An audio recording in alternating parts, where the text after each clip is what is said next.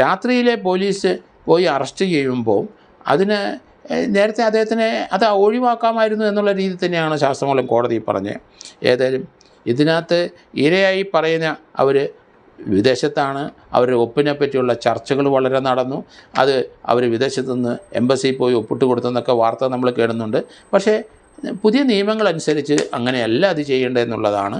കാരണം 2024 IPC CRPC അനുസരിച്ച് തന്നെയാണ് പോലീസ് നീങ്ങുന്നത്. കാരണം 24 ഏപ്രിലുണ്ടായ സമയത്ത് ഈ പുതിയ നിയമങ്ങളൊന്നും രാജ്യത്ത് വന്നില്ല എന്നുള്ള കണക്കിലാണ് ആ IPC CRPC സെക്ഷനിലേക്ക് മാറിയത്. അതെന്തോ ആയിക്കോട്ടെ, പക്ഷേ ഒരു അൺഎക്സ്പ്ലെയിൻഡ് ഡിലേ ഇതിനകത്തില്ലേ?